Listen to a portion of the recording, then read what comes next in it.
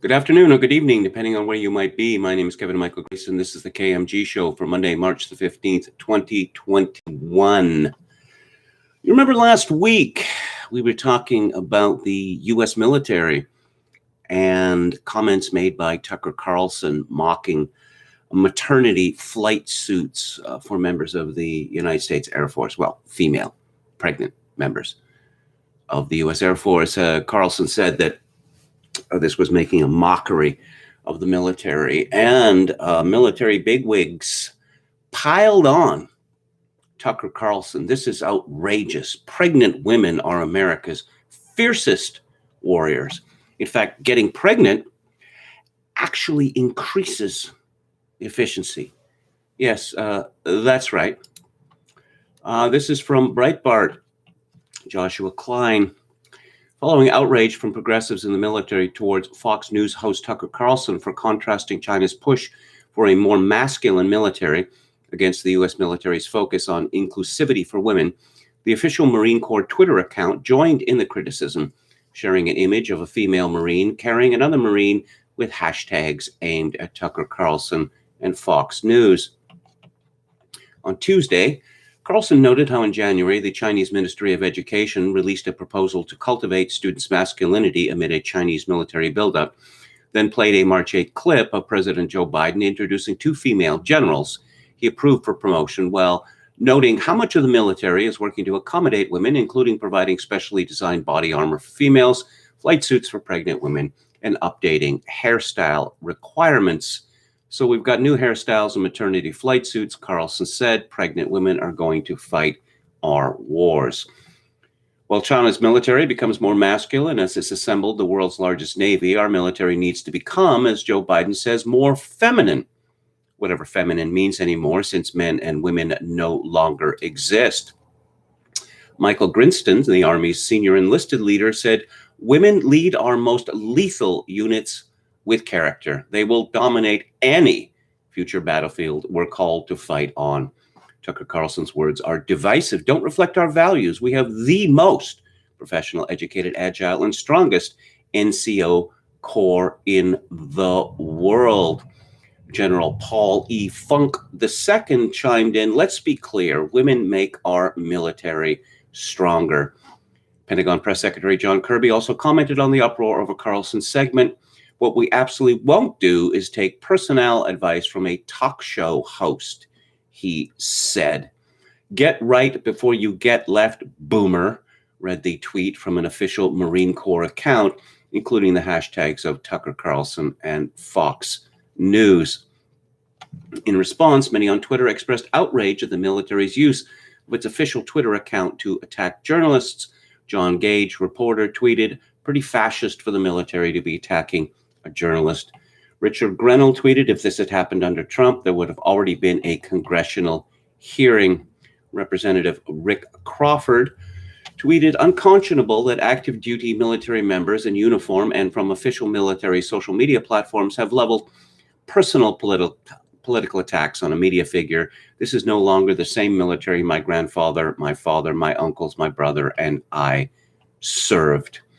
Colonel Rob Maness, USAF, retired, who is the executive director of Military Veterans Advocacy, tweeted, "If you were under my command, you and your troops would be standing at attention in front of me right now so you could accept your court-martial charges and they could witness it.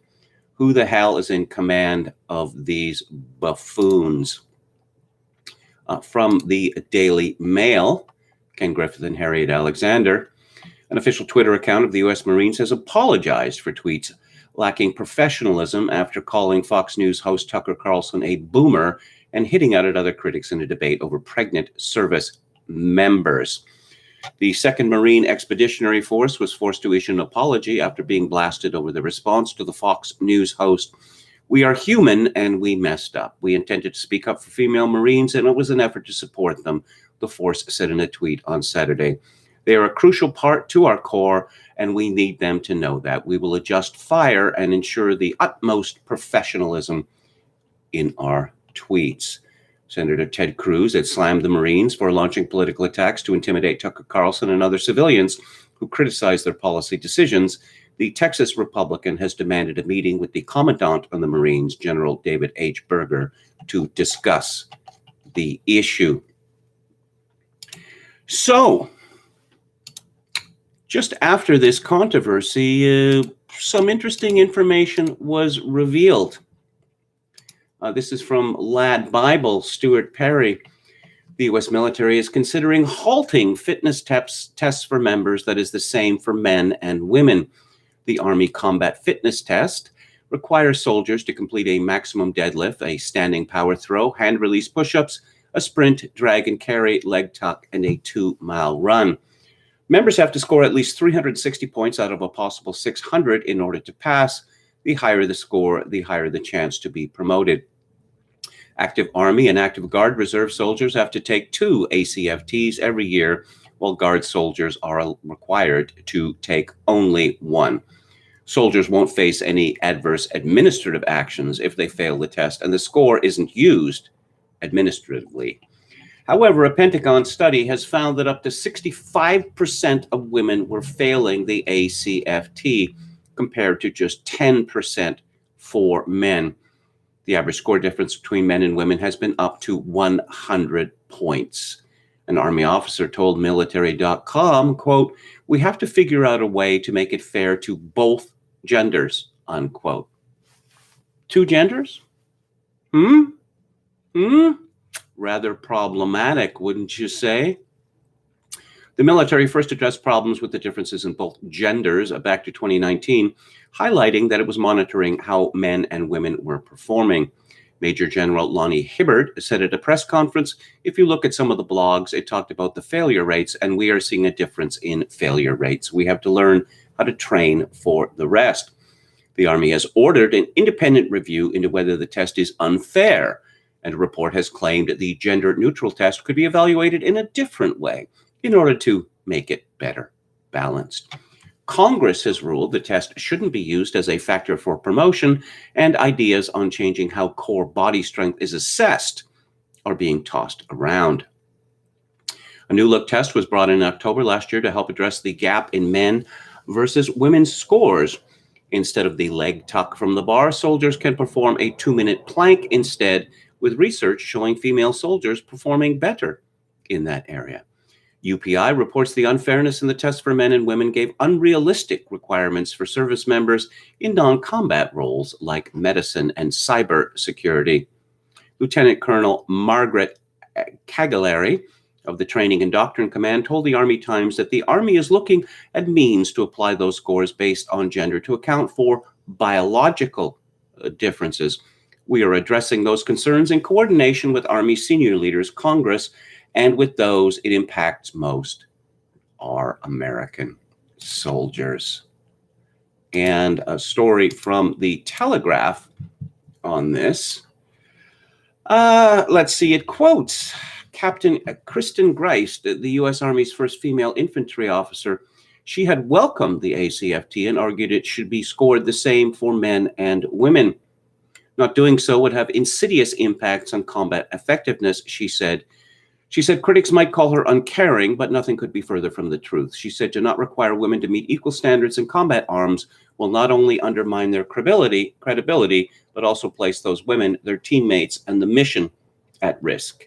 The Army cannot artificially absolve women of that responsibility. It may still exist on the battlefield. Well, yes, wise words. And who is Kristen Greist?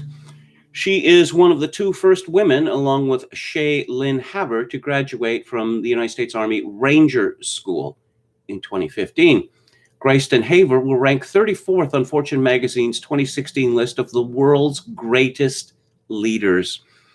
In April 2016, this is from Wikipedia, Greist became the first female infantry officer in the U.S. Army when the Army approved her request to transfer there from a military police unit. Greist graduated from the U.S. Military Academy in 2011. She served as a platoon leader in the 4th Brigade Combat Team, 101st Airborne Division at Fort Campbell, Kentucky from 2011 to 2014, including a deployment to Afghanistan in 2013. Greist began Ranger training in the spring of 2015 as part of a one-time pilot program to see how women would do in Ranger School. She started the course with 380 men and 19 other women, marking the first time women have ever been allowed to participate through the course. 99 men and 2 women graduated from this starting pool. The third woman repeated the mountain phase. The 3 of them began training with Ranger Class 0815. Haver and Greist failed the first phase of the course twice, though their performance impressed Ranger leaders enough to be offered a chance to start over from day 1, commonly referred to as a day 01 recycle. They admitted to press that it was hard to start over, but they said they weren't going to quit.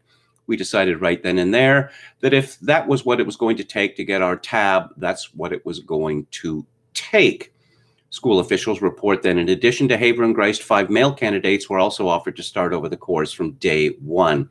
1 in 4 men make it through Ranger School without a recycle. So, as I mentioned earlier, a senior general showed up before these women attempted to get into the Rangers and made it clear that nothing was going to be allowed for them to fail. It was a gimme. So, in effect, these 2 women cheated in order to get into Ranger School, or the Army pushed them through, despite the fact that they were unqualified. I'm sure this won't have any possible effect on U.S. military effectiveness going forth. I came across this hilarious article from Mother Jones in 2016. Soldiers blow up 5 myths about women in combat. Some military men worry PMS will hinder performance in combat. Here's why they're wrong, writes Samantha Michaels. Yes, talking about PMS and pregnancy with regard to soldiers. Yeah, nothing has gone terribly wrong in the military. And of course, the same things that apply in the United States apply to militaries all over the Western world. I mentioned a couple of weeks ago that the United States military has an enormous, no pun intended, obesity problem. So all steps are being taken to get women not just into the infantry, not just on the front lines, but in the elite military units. And why is that important? Well, there's a story here from The Atlantic by Mark Bowden, who, of course, wrote the great Black Hawk Down, called "American Special Ops Forces Are Everywhere. They become a major military player and may be a substitute for strategic thinking." Bowden begins, "Within the span of a few decades, the United States has utterly transformed its military, or at least the military that is actively fighting. This has taken place with little fanfare and little public scrutiny, but without any conscious plan. I've seen some of the evolution firsthand. One of my early books, Black Hawk Down, was about a disastrous U.S. Special Ops mission in Somalia. Another, Guests of the Ayatollah, about the Iran hostage crisis, detailed an abortive but pivotal Special Ops rescue mission. U.S. special operators were involved in the successful hunt for the drug lord Pablo Escobar, the subject of killing Pablo, and they conducted the raid that ended the career of Osama bin Laden, the subject of the finish. By seeking out dramatic military missions, I have chronicled the movement of special ops from the wings to center stage. Big ships, strategic bombers, nuclear submarines, flying missiles, mass armies, these still represent the conventional imagery of American power, and they absorb about 98% of the Pentagon's budget. Special ops forces, in contrast, are astonishingly small, and yet they are now responsible for much of the military's on-the-ground engagement in real or potential trouble spots around the world.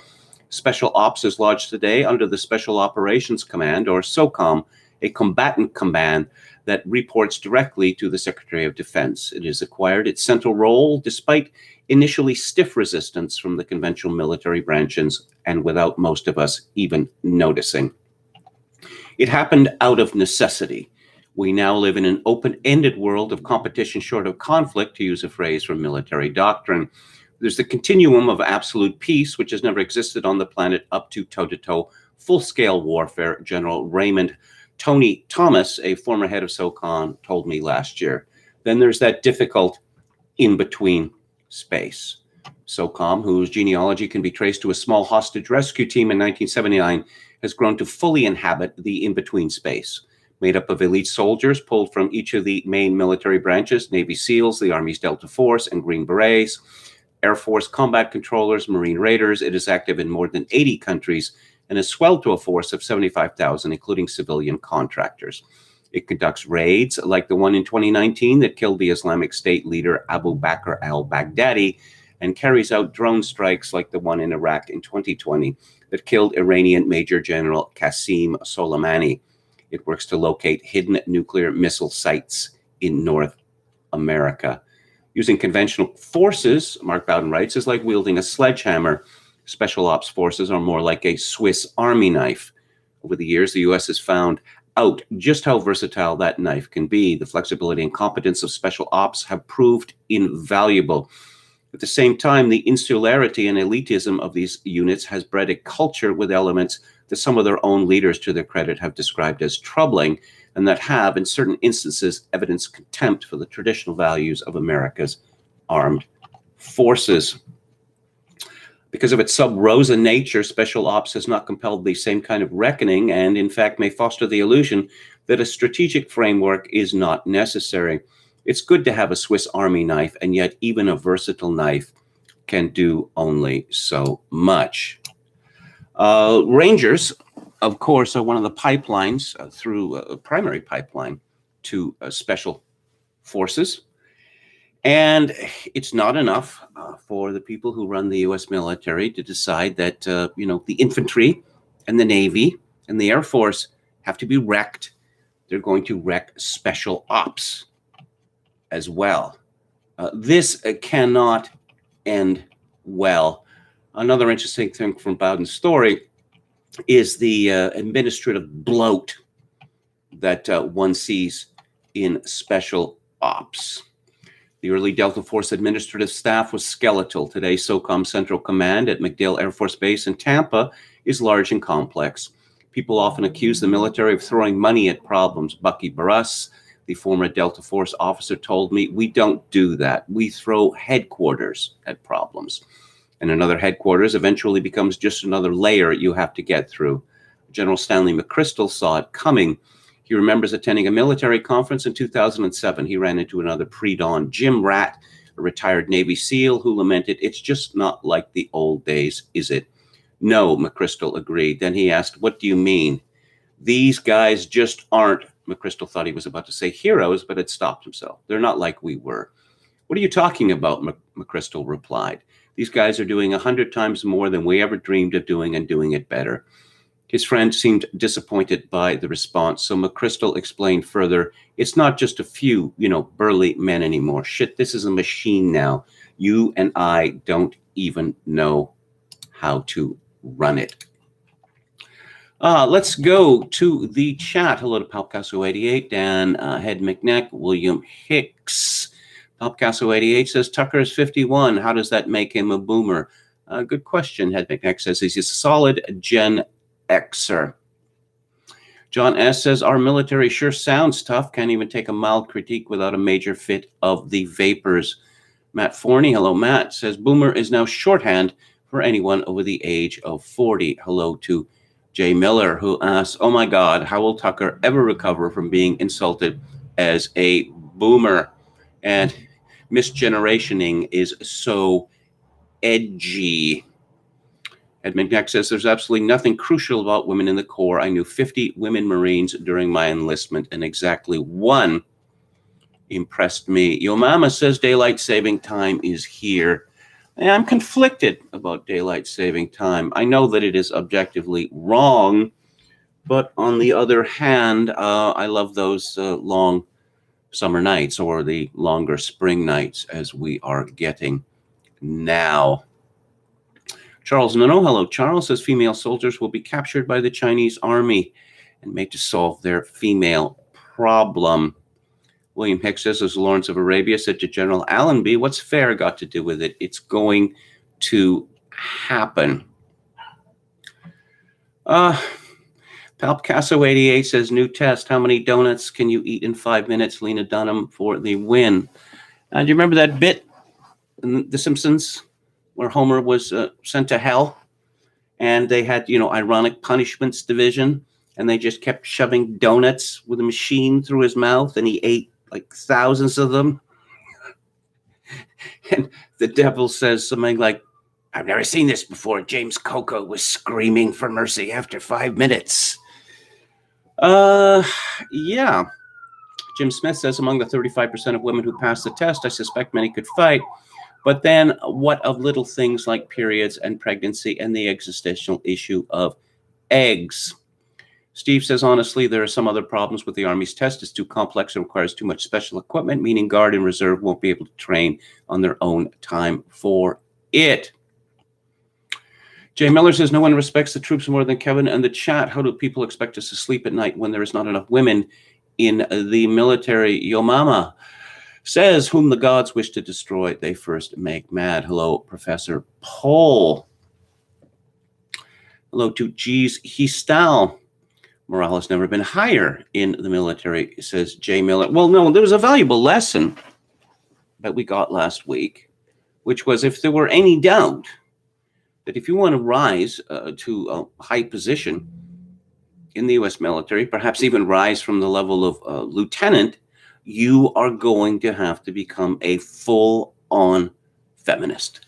The U.S. military is now paying for sexual reassignment surgery. Money well spent. Palpicasso88 says, KMG, what happened to the guy in the lawn? I haven't seen him since Saturday afternoon. I don't know what happened to him. There was plenty of activity just across the street last night. Ambulances shrieking, someone being dragged out, probably an OD. I get an impression there's a lot of drug dealing being done from that building. On the other hand, now the Canadian government is now giving heroin and other drugs to people for free.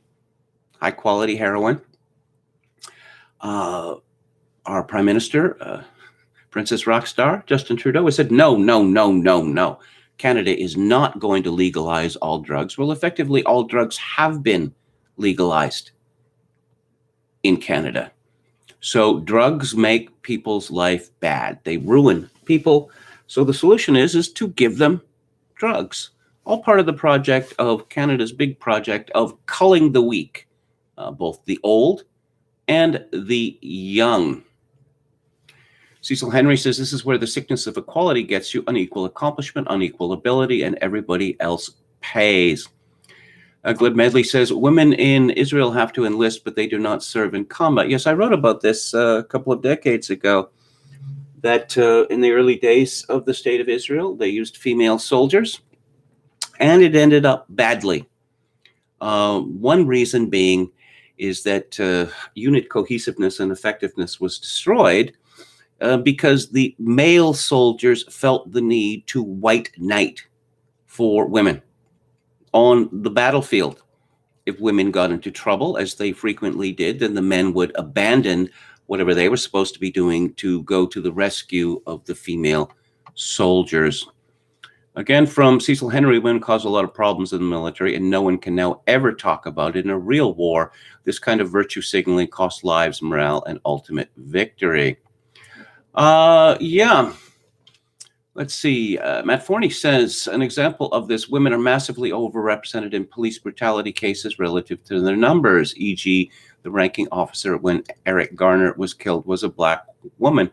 Yeah, I saw a video that went viral about this, about a cop who shows up and doesn't call for backup, and this guy who was psycho, he just wanted to be left alone. She would not leave him alone and wait for backup. And she ended up shooting the man's mother several times. John S. says, Delta has a major black mark on their record, pulling triggers on American civilian women and children at Waco.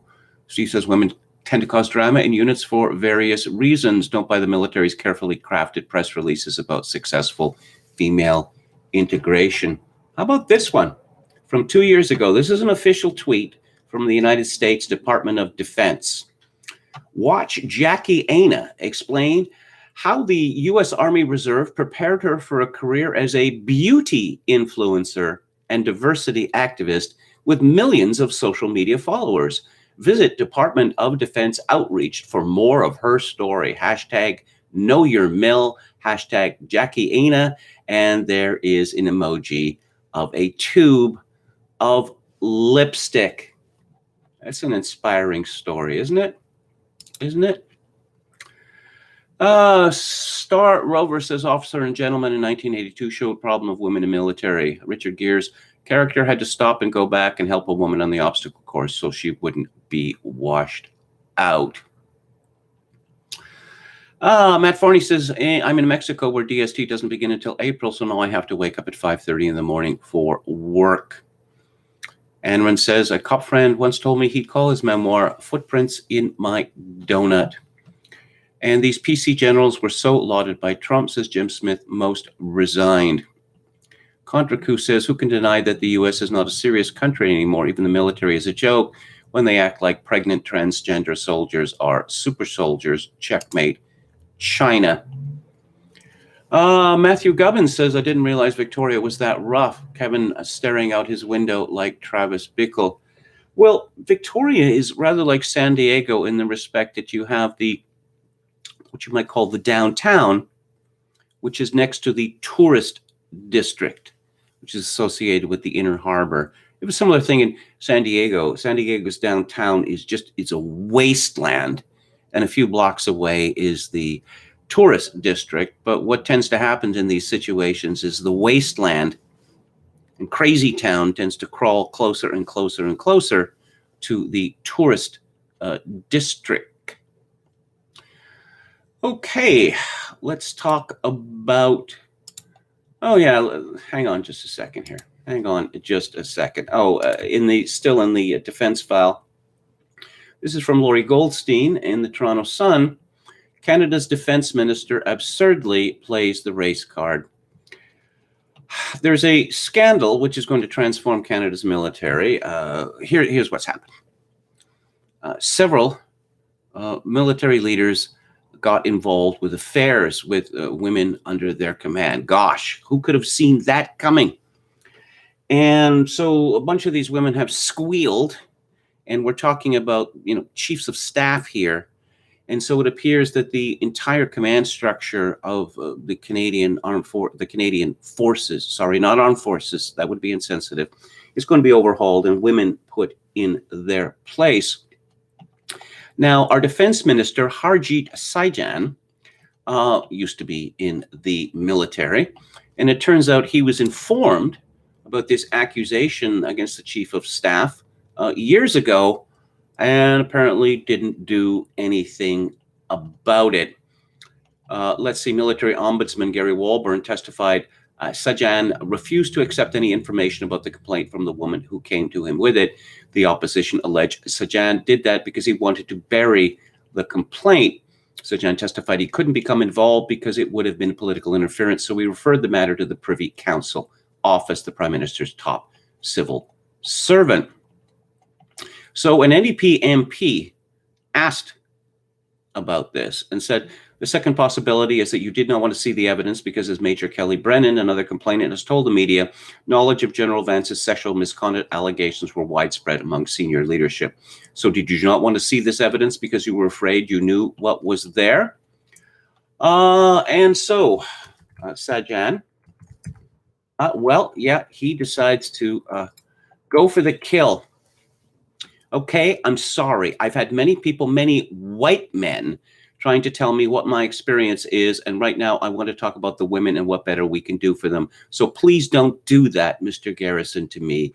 You said I was hiding something because of service. Oh, okay. Laurie Goldstein asks, simple question. What did Garrison's race have to do with this question to Sajjan?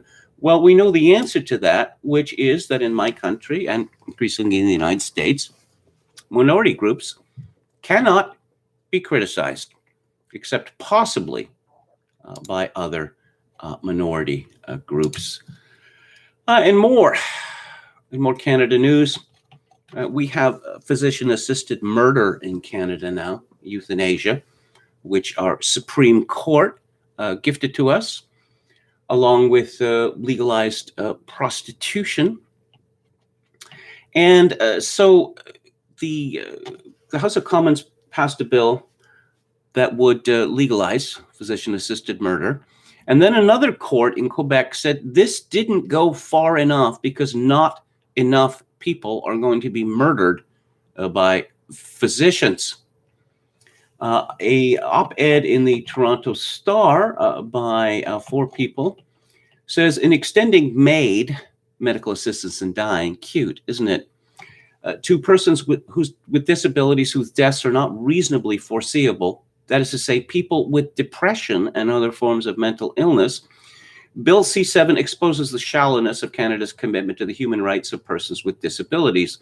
And while people with mental illness were initially protected, Parliament will further destabilize the equality and security of people with mental illness by including them in the legislation through a sunset provision in 2 years.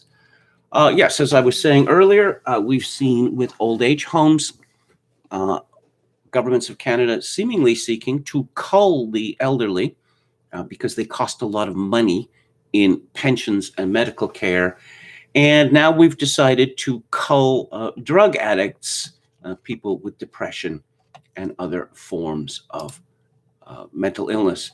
This is where progressivism leads us inevitably to the right to be murdered. I talked last week about a joke in a sitcom about Taylor Swift, which blew up the internet.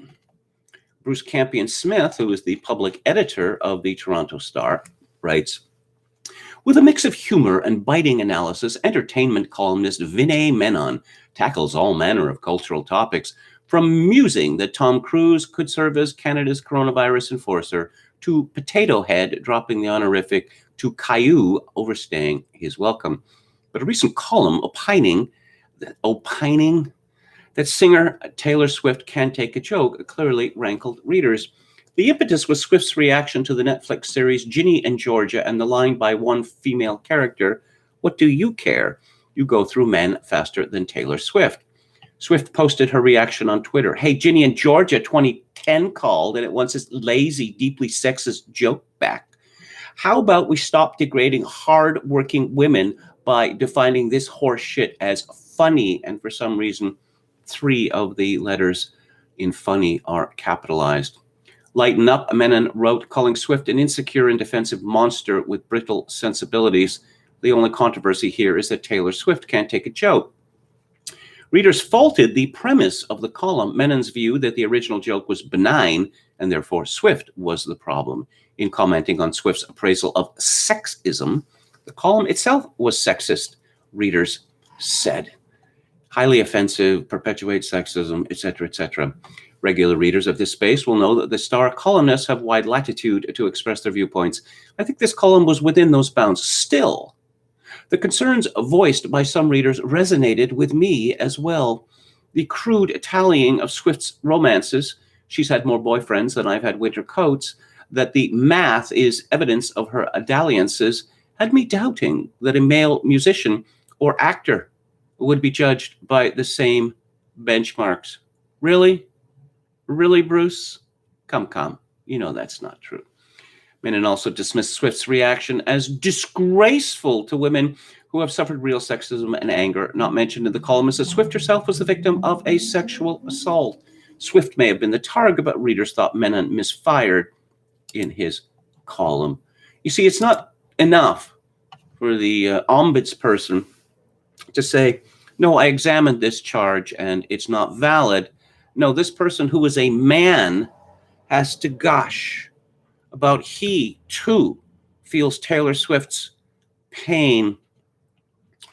This is from the Daily Mail. Portugal and Spain join 5 European countries suspending rollout of Oxford's AstraZeneca vaccine amid blood clot fears, while Italy launches manslaughter probe into the death. But EU health chiefs back Boris Johnson in insisting the jab is safe. France, Italy, Spain, and Germany joined a growing list of countries to suspend the use of the AstraZeneca jab. While reaching out to Russia, European countries have been rejecting British-made AstraZeneca jabs.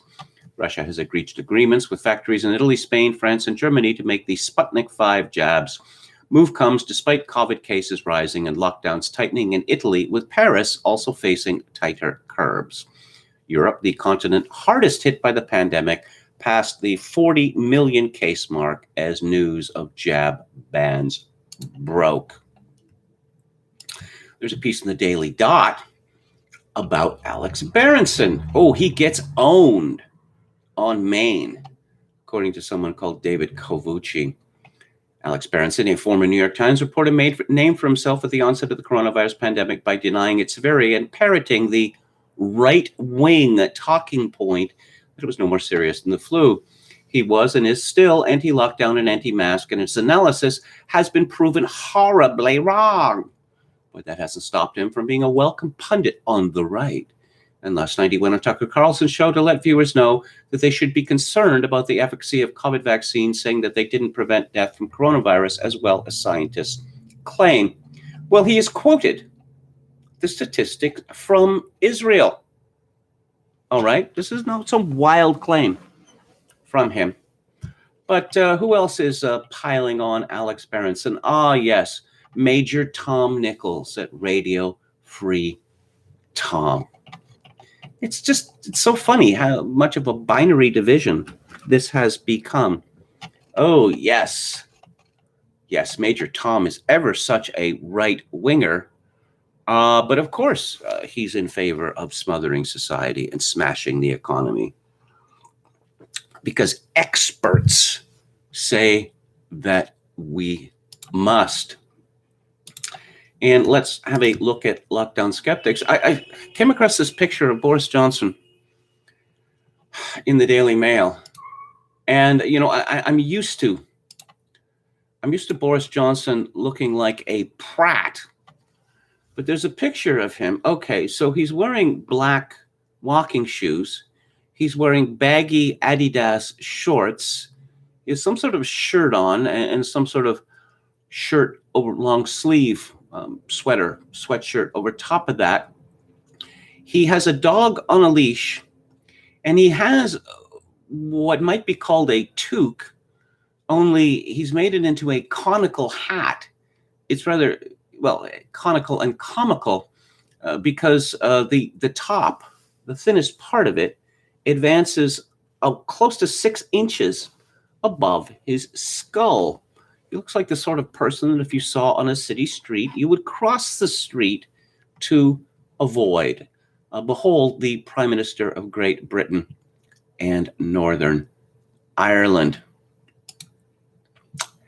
From Lockdown Skeptics, Thornton's to close all of its UK stores. It's the latest major high street victim of the government lockdowns, announcing the closure of all its 61 stores. 600 jobs are likely to be lost as a result. The chocolate retailer was already struggling before 2020, but lockdown struck the final blow. Role of SAGE to be reviewed over fears scientists hold too much power. We've already talked about AstraZeneca. Alex Berenson says that given the suspension of this vaccine in Europe, it would seem that the European governments are, well, they're not all that concerned about people getting vaccinated. That is to say that there seems to be some question about how necessary it is. People are having fun in Florida, which is absolutely infuriating a great many people. Of course, Boris Johnson has said that he didn't lock down fast enough and hard enough. I was talking last week about a very sad case of a young woman who was stalked and apparently murdered by a London Metropolitan Police officer, which has led to extraordinary calls for a curfew, a mandatory curfew for all men. And how are they going to define that, by the way, from 6 p.m. to 6 a.m.? John Morton Wakely, a former parliamentary researcher with a PhD in history from Oxford, writes, "It is perhaps unsurprising that pictures," I should mention that we've had 3 days of protests against this woman's murder, mostly by women. And the police in London, who just sat on their hands despite COVID restrictions when Black Lives Matter ran amok, and then when Extinction Rebellion ran amok, they decided to hit fast and hit hard. And these women protesting another woman's murder. So, Wakely writes, it's perhaps unsurprising that pictures of young women being dragged around and pushed to the floor by often male police officers has caused such outrage. Whatever one's private thoughts on how society should respond to such bitter, senseless, and cruel tragedies as the murder of a young woman, it's impossible not to be moved by scenes of the brutal treatment meted out to those who felt a deep need to commemorate a girl whose situation they felt such a connection to. As the editor of this website has already pointed out, however, the Metropolitan Police's behavior is wholly unsurprising in the context of the past year, their relative temerity in the face of last summer's Black Lives Matter protests notwithstanding. Other police forces in other parts of the country have also made a habit of over-enforcing the government's poorly written and confusing lockdown measures, damaging trust in the fairness and integrity of British policing. The whole country, for example, is familiar with the case of the Peppermint T2, who were farcically ambushed by a gang of policemen went out walking a short distance from their homes and fined for apparently breaking the spirit of the lockdown restrictions rather than the letter. Public pressure forced Derbyshire police to rescind the fines and to apologize. This, however, was but one instance of a wider trend. Individual police officers and commanders appear to have been routinely overinterpreting their powers and capriciously fining people whose behavior has been in line with the law. As Peter Hitchens wrote last week, there's no question that the police in Britain simply do not like Britons anymore.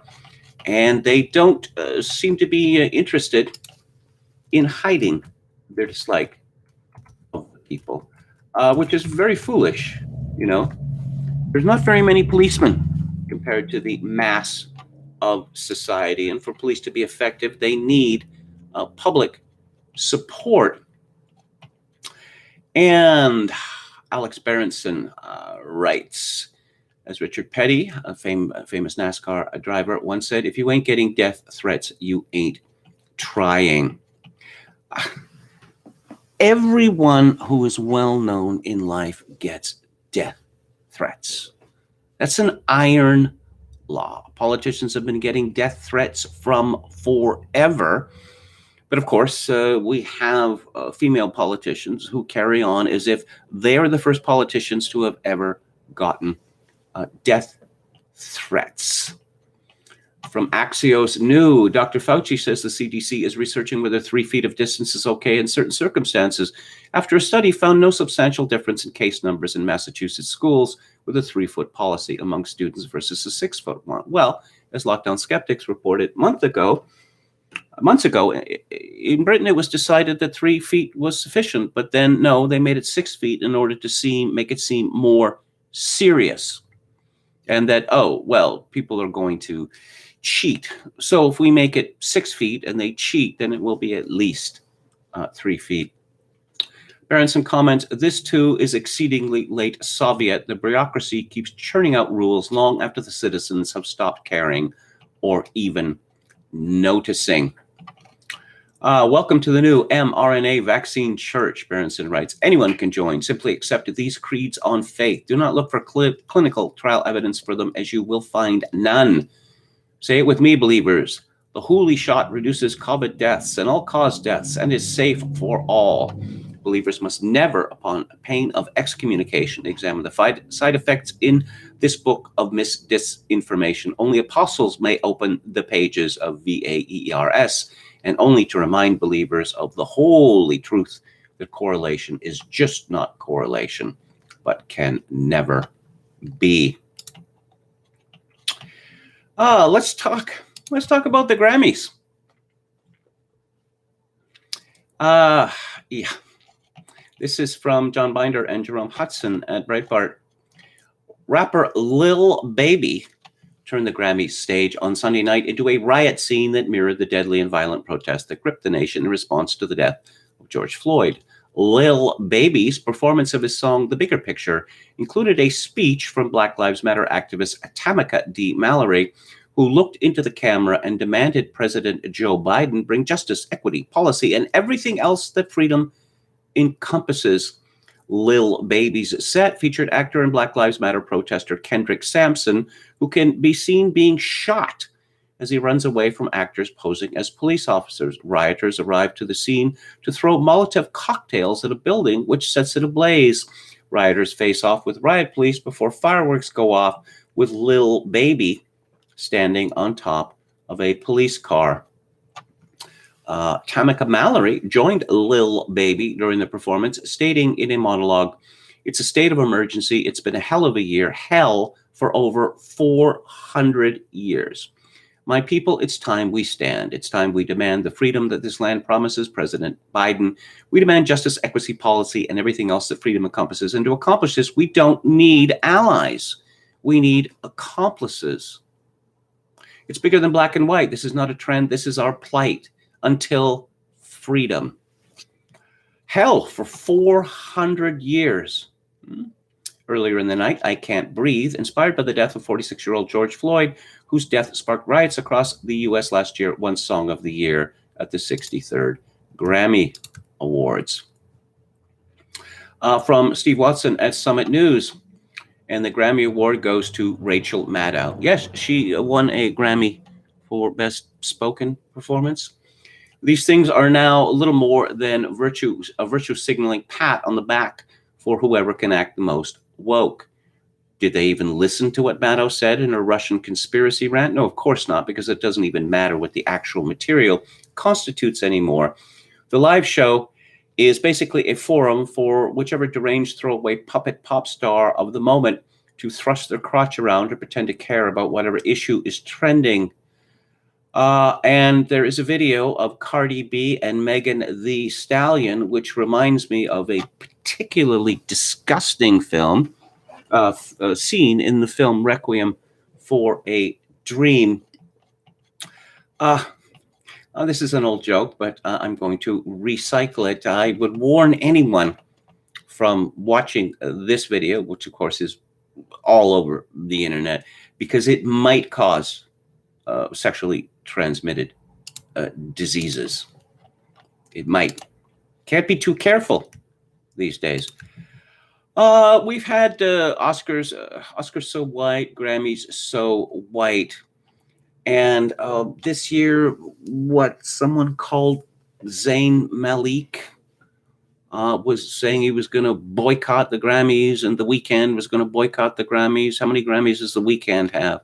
How many does Beyonce have? Like 138? Something like that? Yes, people with dozens of Grammys complaining they're not getting enough Grammys. Now, the fact is the Grammys are not particularly valued award. It's not like a Nobel Prize, or it's not even like an Oscar. It's rather like the Emmys. No one can remember who's ever won a Grammy.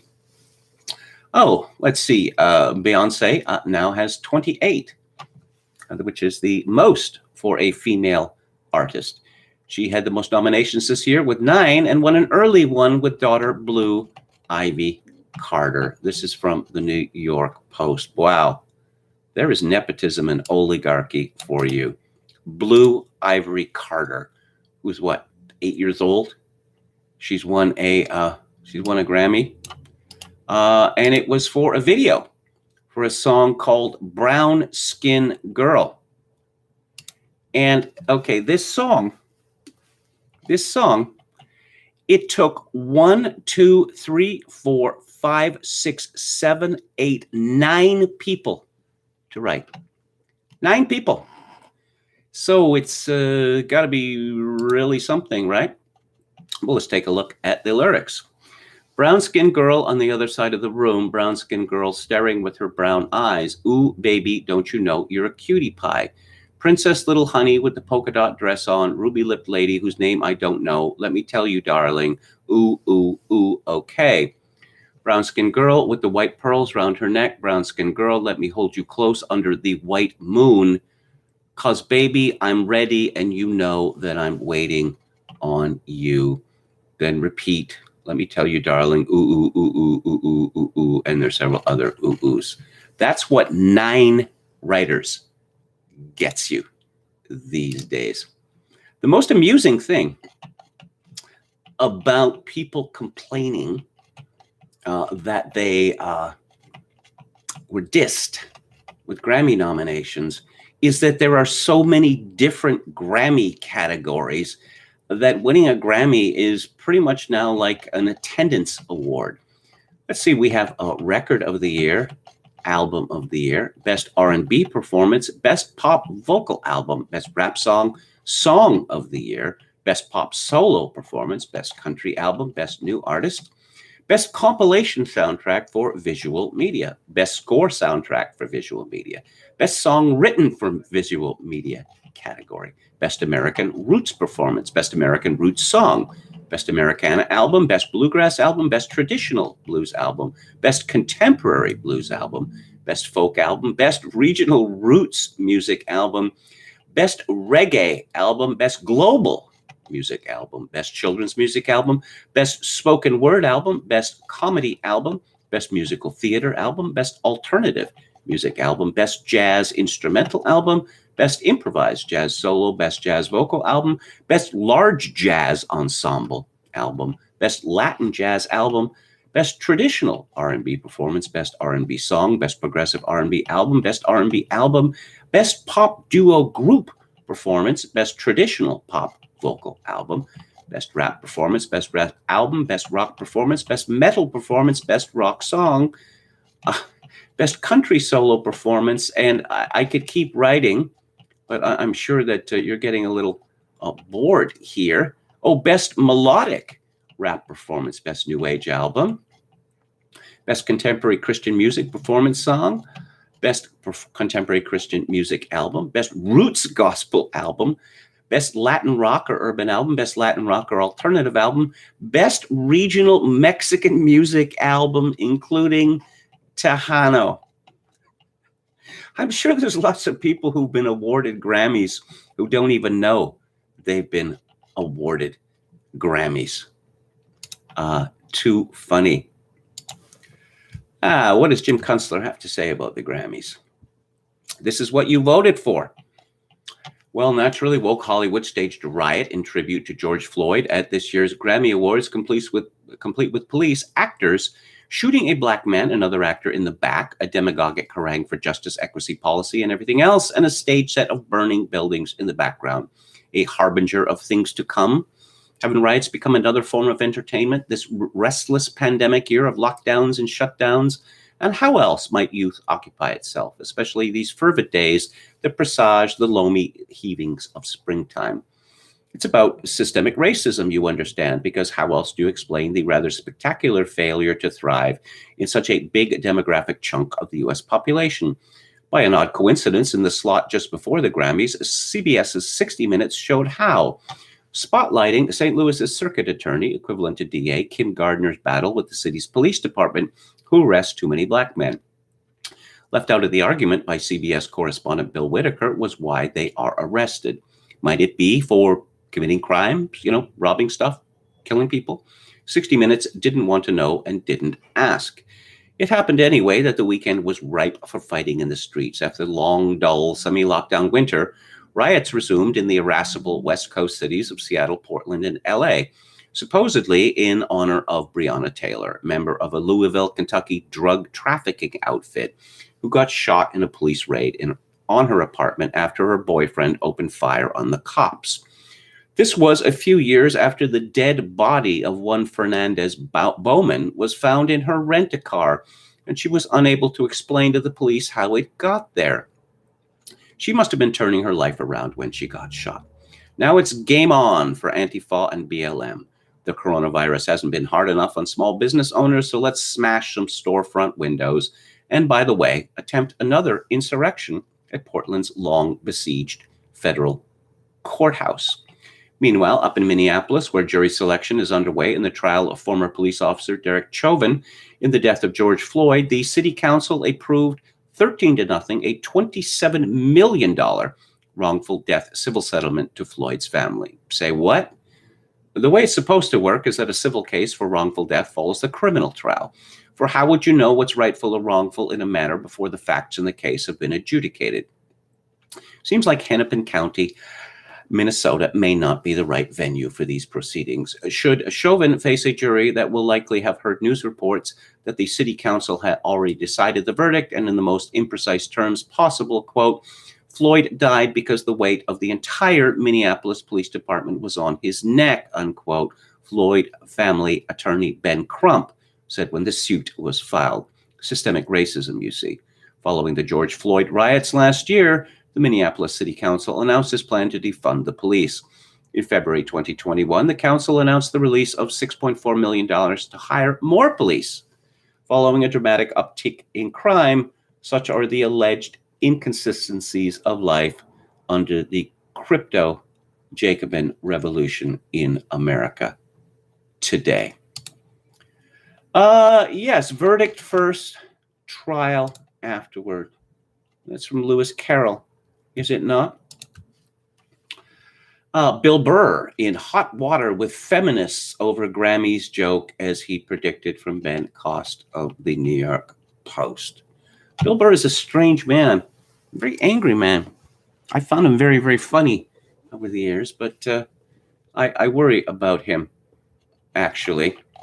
Of course, you know, if you're going to get Bill Burr on the stage, what you're going to hear, but people went crazy afterwards. And in completely unrelated news, this is from Lauren Stussy of the New York Post. The 2021 Grammys made history and turned heads, but it still couldn't win the ratings game. Sunday night's annual music awards on CBS saw everything from a record-breaking number of wins from Beyonce, a not safe for work performance from Cardi B and Megan Thee Stallion, and killer styles from a mostly remote slate of celebs. But all the twerking in the world couldn't boost the numbers for the oft-maligned event, which regularly struggles with accusations of racism and rigged voting. Early ratings from Nielsen have the awards drawing a measly 7.9 million total viewers, although the numbers are expected to climb a bit when adjustments are made for time zones. Still, they're not expected to do better than 2020's awards. In fact, they may just be at record low levels, according to the Wrap, just as the NBA All-Star Game has seen record low levels. And golly, I wonder what could be the reason for that. From Deadline, Oscar nominations, Mank tops list with 10, including Best Picture, 6 other films with 6 female directors, records set. And we're already hearing the complaints. Huge snubs for Ma Rainey, Spike Lee, One Night in Miami, only 8 titles and Best Picture category. All right. Ma Rainey's Black Bottom, which is based on a well-known American play by August Wilson. It's about jazz musicians in the 1920s. Now, obviously, Hollywood has a problem. Who is going to watch this movie? White people are going to watch it. Black people have no interest in 1920s jazz or jazz of any sort. And in any event, Black people are about 13% of the American population. So you cannot make money in Hollywood pushing Black-themed movies unless they're the kind of movie that, I don't know, every Black person is going to go to. Tyler Perry, that sort of thing. Eddie Murphy in a fat suit. But no, this is, Hollywood is going black, TV is going black. It doesn't seem to be the kind of decision which is going to lead to more profits. But apparently, they've been bullied into this, and there is no end in sight. And we see that even, you look at the Grammy Awards, you look at the black, it's not enough. It is never enough. And there's a limit to how far the audience can be pushed. And I think that Hollywood has pretty much reached that limit, according to the Daily Mail. A record number of nominees of color following push for diversity. A total of 9 actors of color have been nominated this year, including Stephen Ewan, who is now the first Asian American to receive a nod in the Best Actor category for his work in Minari. It's also the first time two female directors have ever been nominated in the Best Director category, with Chloe Zhao of Nomadland and Emerald Fennell, Promising Young Woman, both receiving nods. Yes, the voting body has vastly expanded over the past year with more than 800 new members, after actress Cynthia Erivo was previously the only non-white acting nominee and no female directors were mentioned. Yes, and the Motion Picture Academy, they laid down the law. There are going to be more diverse films. Well, if one of the reasons for the Oscars and all the fuss about it is to sell movies, they're not going about it the right way. What was it, 3 or 4 years ago? Some sensitive drama about adolescent black homosexuals won Best Picture, a film that no one saw, because obviously one cannot really expect a broad audience for that sort of thing. This is one of the strangest stories of the past week. And Halsey, who is famously tri-bi, although she's rather embarrassed by this, biracial, bisexual, bipolar. And she looks horrific at the Grammys. This is from Alana Mastrangelo at Breitbart. Pop star Halsey, who is currently expecting her first child, quietly updated her social media bio to change her pronouns to she, they, saying her pregnancy has leveled her perception of gender entirely. Now, I've seen a great many stories about this. None of them managed to tell us what were her pronouns previously, which would be very useful for a story of this kind. Fans who took notice to Halsey's pronoun change expressed their approval and excitement on social media, with one stating, "The movie means so effing much to me because I've been struggling with my gender identity." Oh, but she is a she now. But okay, we've been warned. I better not see cis people try to decide how big this is, because Halsey just came out to their entire fan base and literally everyone who follows her social media. Don't effing belittle how much courage this must have taken. Yes, a courage for a woman to use the pronoun she. As to what the they means, presumably it's a reference to her being pregnant. The pro-abortion pop star also recently revealed she is pregnant and penned a message affirming the humanity of her unborn child, writing of her baby on Instagram, "I love this mini human already." Well, that is good to hear. No sarcasm intended. You want to know just how dishonest the New York Times is? A story called "The Media Equation." Piers Morgan can't wait to bring the worst of America home, by Ben Smith. When Piers Morgan stormed off the set of Good Morning Britain last week as a black colleague chided him for trashing Megan Mertz, it felt like a familiar American scene, a tone-deaf old-timer getting swept aside by an anti-racist younger generation as the culture of media changes. I think this black weatherman who caused Piers Morgan to storm off the set is at least as old as he is. So the point of this story is that, oh yes, it's America that is corrupting British television. British television has been filth for many years. Ever seen or heard of Love Island or Naked Attraction, where they strip people down and they cloud some of the glass, and you have contestants in this reality show staring at the buttocks of men and women to determine how sexually desirable they are, because that's where you'd start, with the buttocks. The only way is Essex, made in Chelsea. Leave alone what counts for news on British TV now. Shows like, well, Good Morning Britain, or the BBC Breakfast Show, or Loose Women. It's all so tiresome Actually, so many of these shows, these revolting reality shows, like Big Brother, they actually come from a Dutch company called Endemol, which sounds like a headache tablet, doesn't it? Take 2 Endemols and call me in the morning. But let's see, right wing. Oh, yes, okay. Television is poised to fill the space that LBC, that's a radio station, opened. Yeah, Britain's talk shows, they have their own Jerry Springers, one of whom was forced off the air a year ago after someone killed himself after being on his show. The most ambitious player in this new arena may be Andrew Neil, a Scot who transformed the Sunday Times for Rupert Murdoch in the 1980s before emerging as one of the BBC's most formidable interviewers.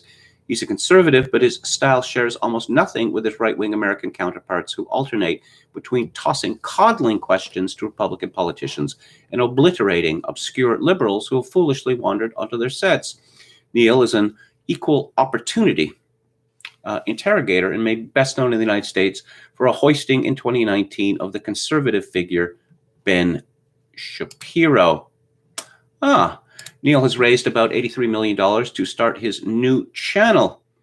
Mr. Marshall's son, unrelatedly, is taking time off from playing banjo in the band Mumford & Sons to examine my blind spots after praising a far-right book on Twitter. That would be Andy No's book on Antifa. So if you're not an Antifa supporter, that makes you far-right, according to the New York Times. Note that the New York Times doesn't even mention this book's title or its author's name, because you wouldn't want anyone to have a look at the book or find something out about it, in an attempt to make up their own minds whether this was far-right or not. What a despicable news organization. This is unrelated to anything else, but people have been talking about it for a obvious reason. It's a piece that appeared in Vulture in June of 2013 by Peter Biskind, and it's an excerpt from a book where the actor and director Henry Jaglom interviews Orson Welles. It's very amusing, actually. Isn't it terrible about Tennessee Williams? Henry Jaglom says, did you hear how he died? Only that he died last night. How did he die? Henry Jaglom says there was a special kind of pipe he used to inhale something. Orson Welles says some dope or maybe a roast beef sandwich. I'd like to be somebody who died alone in a hotel room. Just keel over the way people used to. Agent Swifty Lazar enters. Lazar says, just wanted to say hello. Orson Welles says, you look wonderful. Swifty says, I feel good. Orson, you take care of yourself? Orson Welles, what? Do you think I look badly? No, you look great. And then he leaves. Orson Welles says, I don't like people to say, take care of yourself. He hasn't changed in 30 years, lives in a hotel, orders a whole lot of towels. And when he goes from the bathroom to his bed, he lays down a path of towels. Henry Jaglom says, he's that nuts about germs? Orson Welles says, I've seen it with my own eyes. Henry Jaglom says, what does he think he'll get through his feet? Hookworm from the Ritz, mania. And then he talks about how he did not like Spencer Tracy. But then he gets to Woody Allen. And he had appeared in Woody Allen in the first movie version of Casino Royale, which came out, 1967? Which has almost nothing to do with the novel or with James Bond as traditionally understood. It was a hit. It's got a great score by Burt Bacharach, played by Herb Alpert and the Tijuana Brass, and it's got Dusty Springfield singing "The Look of Love." It was my favorite movie when I was an adolescent. I've seen it as an adult. It's really kind of stupid, but I suppose that's why I liked it, because of its stupidity. Kind of lovable, though. So Orson Welles says, I hate Woody Allen physically. I dislike that kind of man.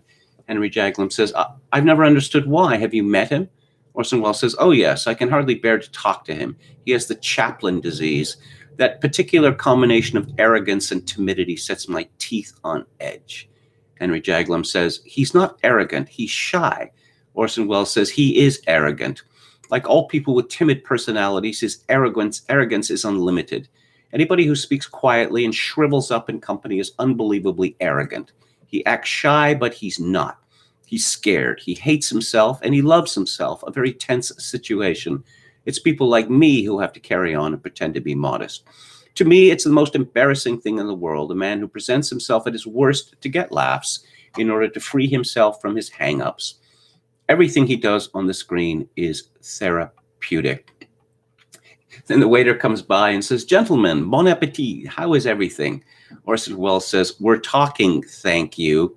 The waiter leaves and he says, "I wish they wouldn't do that. If I ever own a restaurant, I will never allow the waiters to ask if the diners like their dishes, particularly when they're talking." Here's a story about Casino Royale that Peter Sellers was in it, as well as Woody Allen and Orson Welles and William Holden and Jean-Paul Belmondo and everybody. As I say, a lot of beautiful women as well. And Peter Sellers was seeming, on the set of Casino Royale, he accidentally shot Jacqueline Bisset in the face at point blank range with a blank. Accidentally. Peter Sellers seemed to think that he was actually playing, like the romantic leading man, James Bond, and it wasn't working out. And he quit the picture. In fact, a bunch of stuff from him is just him ad-libbing on the set about anything at all. Charles K. Feldman, legendary Hollywood fellow, he produced this film. And he saw Peter Sellers in a restaurant after it came out and been a hit. And he confused Peter Sellers with Woody Allen. And he went up to Peter Sellers and he said, "I want to thank you for the work that you did on Casino Royale. You were a true professional and a joy to work with, not like that schmuck Peter Sellers." Too funny. Let's go back to the chat. Oh, Jason Bryan says, "Can you go to 4chan poll and do a Control F KMG and find the thread and bump it? More Leafs need to see this." Steve says Orson Welles almost played Baron Vladimir Hakonen in the unmade Dune adaptation. Popcasso88 says young Jacqueline Bisset was unbelievably hot. Indeed. Okay. Thank you for saying I'm so based. Russ Meyer is such fun. I'm going to be talking about Russ Meyer on Friday. I'm going to be talking about the two Valley of the Dolls movies. I rewatched the first one over the weekend. Production values are absolutely outstanding. Acting, and except for Patty Duke, acting and directing, not so much. Jason Bryan says, "How do you maintain a straight face?" Practice. Anrun says there are a lot of great or classic movies Kevin hasn't done. Perhaps he thinks they're too familiar. No, I don't think so. It's just a question that I do one a week, so that's 52 a year. Any chance Jeremy Clarkson replaces Piers Morgan? No, I don't see that. He's kind of radioactive now. Complaint about reporting on Megan Mertz from Gamma Yun. Well, she is news. No question about it. Chogokin666 praises the George C. Scott movie Hardcore, which also features Peter Boyle. KMG, what do you think of American Gigolo? Hardcore, yeah, and Blue Collar, yeah, I like that. Okay, the remake of Jazz Singer with Neil Diamond was good. I watched it drunk on Thanksgiving once, says Glib Medley. Actually, I prefer the SCTV parody with Al Jarreau as the young adopted Jewish boy. And you had Rick Moranis playing Phil Silvers. Just absolutely incredible. Absolutely incredible. Jason Bryan says, KMG, that's pretty racist to suggest a dead body in your car means you have any ties to criminals. I'm going to do some James Burnham here. Talking about the circulation of the elites, Wilfredo Pareto. This one, Burnham's book, The Machiavellians. defenders of liberty. The elite in any society is never static. Its structure, its composition, and the way in which it is related to the rest of the society are always changing. Most obviously, the elite changes itself through the death of its individual members and their replacement by other individuals. In itself, however, this is of no significance. If each dead individual were replaced by another of the same type, the elites as a historical group would remain unaltered. What influences social development is not the mere shift of individuals, but change in the types of individual and in the relations of various types to each other and the rest of society.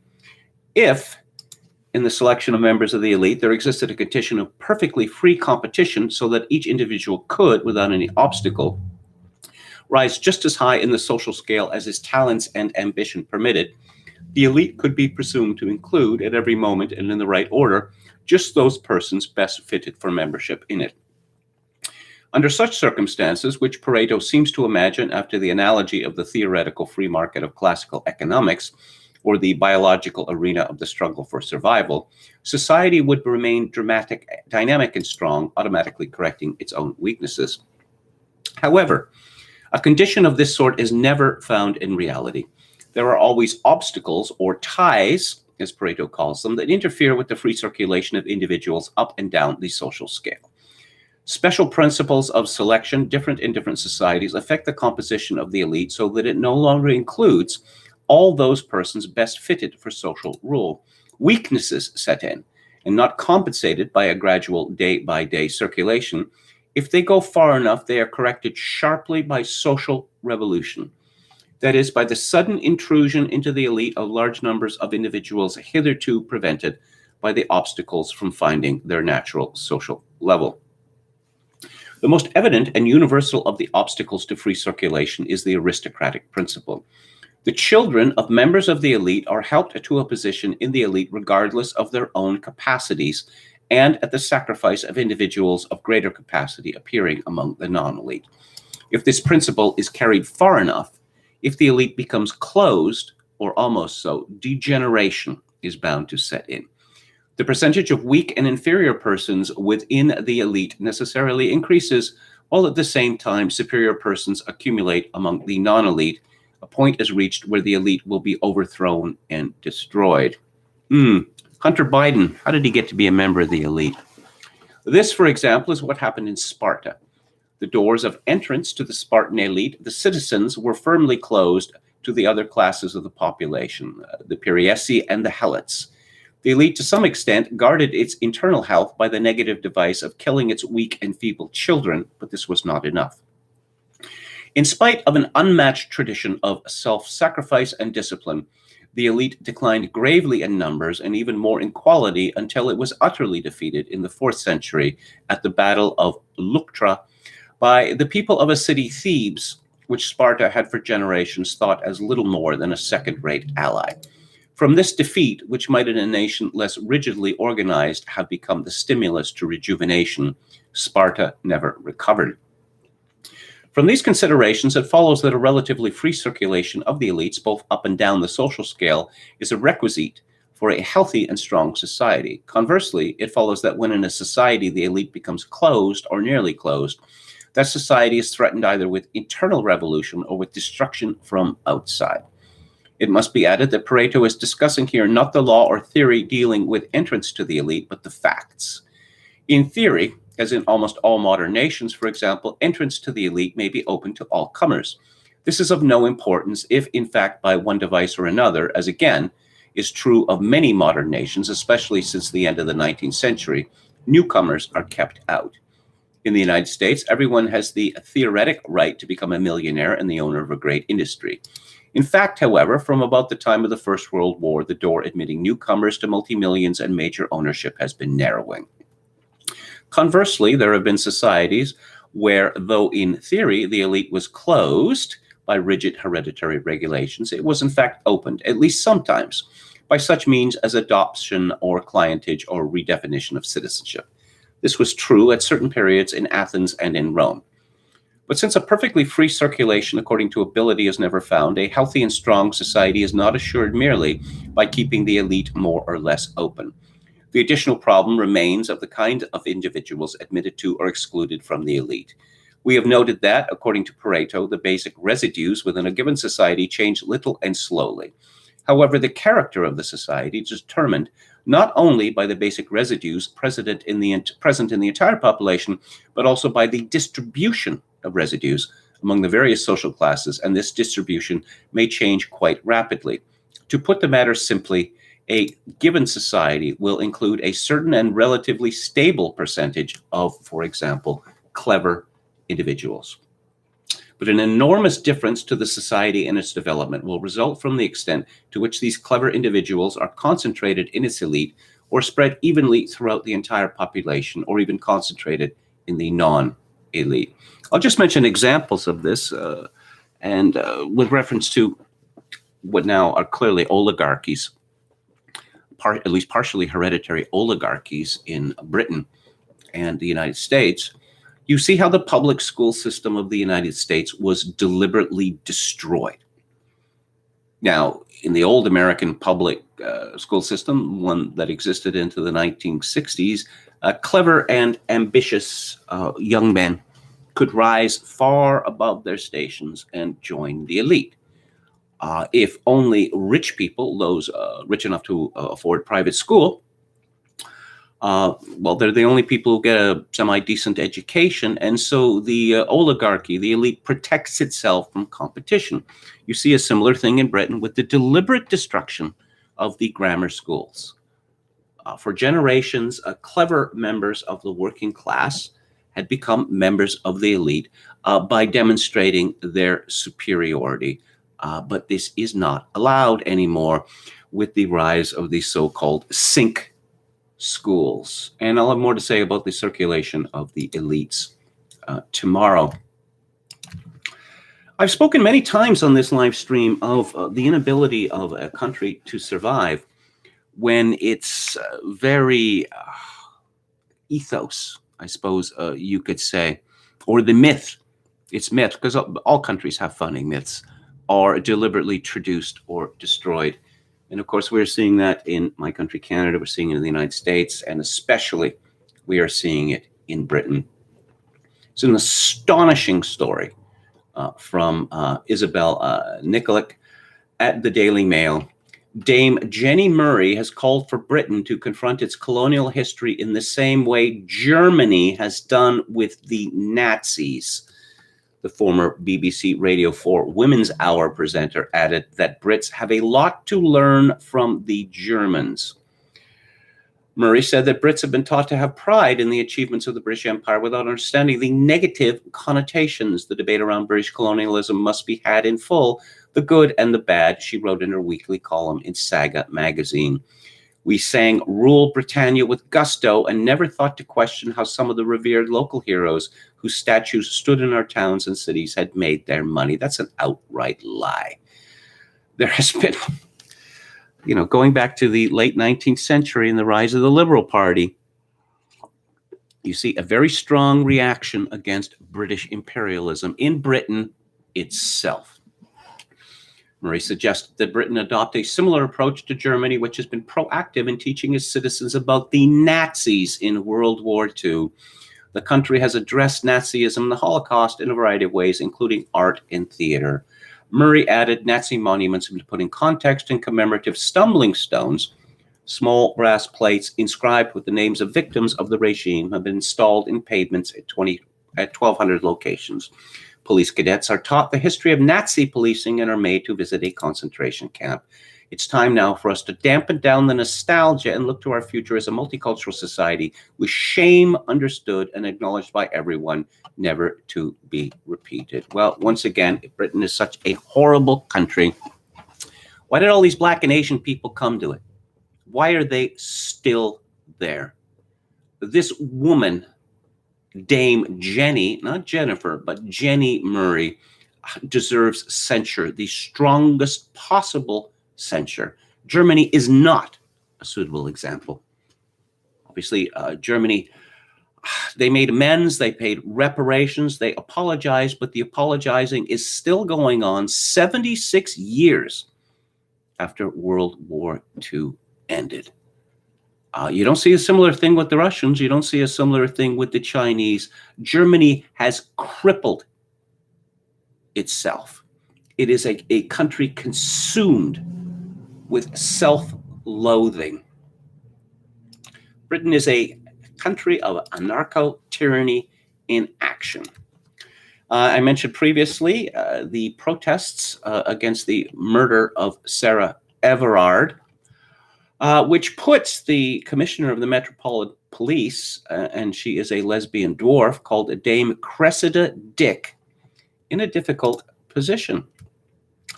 But the organizers of the Everard rally do not want her to resign, quote, because she's one of the most senior women in British history. And here is more on that. Patsy Stevenson called for debate to focus on women's safety. That organizer Anna Burley said joining pile-on against UK's first top female officer wouldn't empower women. So women cannot be held responsible for their failures because all women will be judged as a result. It doesn't sound to me as if British women are ready for political responsibility. And on the anarcho-tyranny side, this is from the blogmire.com. Hang on just a second here.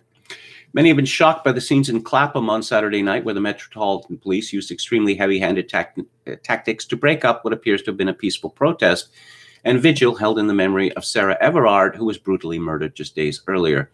The reason that they did this was because the protest contravened the rules on public gatherings introduced by the government and supported by almost all parliamentarians as part of apparent efforts to keep us all safe. I confess I am not especially shocked by these scenes. It was clear to me that we gave up on being a free country in March last year when millions of people supinely accepted the apparent need for the curtailment of liberties, ostensibly but absurdly aimed at controlling a virus. Together with a very few other voices, I warned many times that lockdowns and their wide acceptance as an appropriate policy marked another nail in the coffin of the free Britain we knew and would likely herald the start of a slide into a far more despotic society and police state.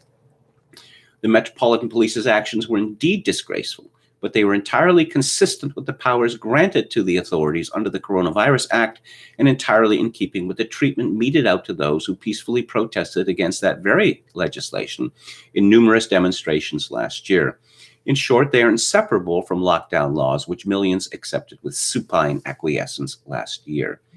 If you supported the despotic lockdown policy copied straight from the totalitarian Chinese state, as Professor Neil Ferguson candidly admitted, which included curtailments of the right to peacefully protest, why are you shocked at what happened in Clapham? What did you expect? Did you seriously think that freedom and liberty can be turned on and off like a tap? Off when politicians say it needs to be turned off, on when they say it's safe to do so? Did you seriously think that the path to freedom required you to first give up your freedoms? It concludes, we have removed that which has made us free and yet still demand freedom. We have castrated our liberties and yet still expect to live in the Britain that was free. I don't think so. Those who ridiculed or dismissed the warning some of us gave a year ago would do well to reflect on their complacency. And more to come in terms of loss of liberty in Britain. This is from a blog by someone who calls himself Archbishop Cranmer. And legislation, the police crime sentencing and courts bill published last week, is due to be debated this week. It includes the sinister restriction on peaceful protest, imposing conditions on one-person protests. After Section 14 of the Public Order Act 1986, insert subsection 2 applies if the senior police officer, having regard to the time or place at which the circumstances in which any one-person protest in England and Wales is being carried on or is intended to be carried on, reasonably believes that the noise generated by the person carrying on the protest may result in serious disruption to the activities of an organization which are carried on in the vicinity of the protest, or that the noise generated by the person carrying on in the protest may have a relevant impact on persons in the vicinity of the protest, and that impact may be significant. The senior police officer may give directions imposing on the person organizing or carrying on the protest such conditions as appear to the officer necessary to prevent such disruption or impact. This is a minority report approach to crime, where a protest may be banned if it may result in serious disruption or significant noise. It will be for a senior police officer to determine the meaning of serious and significant in any context, and to deal with the protester appropriately, probably by throwing him or her to the ground, handcuffing them, and carting them away to much Twitter outrage. Has there ever been a successful protest which has not caused serious disruption? Has there ever been a successful protest which hasn't made a significant amount of noise? Aren't disruption and noise inherent to protest? Why is the British government, a conservative government, moving to ban the right to nonviolent protest, which is a foundational constitutional freedom and a cornerstone of liberal democracy? Well, perhaps because liberal democracy is moribund. And, oh, this is amusing. From Paul Joseph Watson at Summit News. Kew Gardens in London is to change labels on its plants and flowers in order to inform visitors on how racist they are. Yes, really. The popular attraction, which welcomes over 2 million visitors a year from all over the world, is set to change display boards for plants such as sugarcane, previously harvested by slaves, to highlight their imperial legacy. According to Kew director Richard Deverell, the change is part of an effort to move quickly to decolonize collections. The change happened after managers at Kew consulted with A.J. Chabra, an actor with an insight into how sugarcane was linked to slavery. This is yet another capitulation to woke mobs who are trying to subvert the United Kingdom and make its population ashamed of their heritage and birthright, despite the fact that Britain was the first major country in the world to end slavery. Brits like William Wilberforce literally risked their lives to travel to the colonies and free slaves. The purpose of activist efforts to push for decolonization is actually just reverse cultural colonization by the woke mob. I'm going to move on now, and it's Music Monday, so I'm going to be talking about the great composer Joseph Haydn, who was born in 1732 and died in 1809. He was born in Rohrau in Austria, which is close to the Hungarian border. His father was a petit bourgeois, and his mother had been a cook. And his father was an amateur musician. Joseph Haydn, or Franz Joseph Haydn, his full name, that he demonstrated musical talent at an early age. And so he was apprenticed to the schoolmaster and choirmaster in Hainburg, Johann Matthias Frank. And Haydn's story becomes rather sad here. He was not well treated by this family, and was always hungry. He became a chorister at St. Stephen's Cathedral in Vienna. And I'm going to read from a book called Haydn by J. Cuthbert Haddon, which is a book, I suppose it's written for children, but it's quite good. And of course, children were expected to be more intelligent in those days. So let's find out about him in Vienna. Haydn had been 2 years with Frank when an important piece of good fortune befell him. At the time of which we are writing, the court Kapellmeister at Vienna was Georg Reuter, an inexhaustible composer of church music whose works, now completely forgotten, once had a great vogue in all the choirs of the imperial states.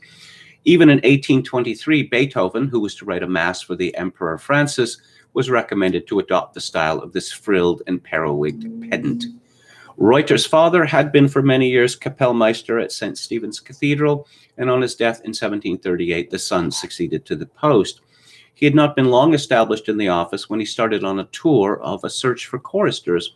Arriving at Heinsberg, he heard from the local pastor of Haydn's weak but pleasing voice and immediately had the young singer before him. The story of the examination is rather amusing. Reuter gave the little fellow a canon to sing at first sight. The boy went through the thing triumphantly, and the delighted Reuter cried, "Bravo," as he hung a handful of cherries into Haydn's cap. But there was one point at which Reuter was not quite satisfied. "How is it, my little man," he said, "that you cannot shake?" "How can you expect me to shake," replied the enfant terrible, "when Herr Frank himself cannot shake?" The great man was immensely tickled by the ready retort, and drawing the child towards him, he taught him how to make the vibrations in his throat required to produce the ornament. The boy picked up the trick at once. It was the final decision of his fate. Reuter saw that here was a recruit worth having, and he lost no time in getting the parents' sanction to carry him off to Vienna. In the father's case, this was easily managed, but the mother only yielded when it was pointed out that her son singing in a cathedral choir did not necessarily mean the frustration of her hopes of seeing him be made a priest. The Cantorai was a very ancient foundation. Mention is made of it as early as 1441, and its constitution may be gathered from directions given regarding it about the period 1558 to 1571. It was newly constituted in 1663. The younger scholars were taken in hand by those more advanced. The routine would seem to us now to be somewhat severe. There were 2 full choral services daily in the cathedral.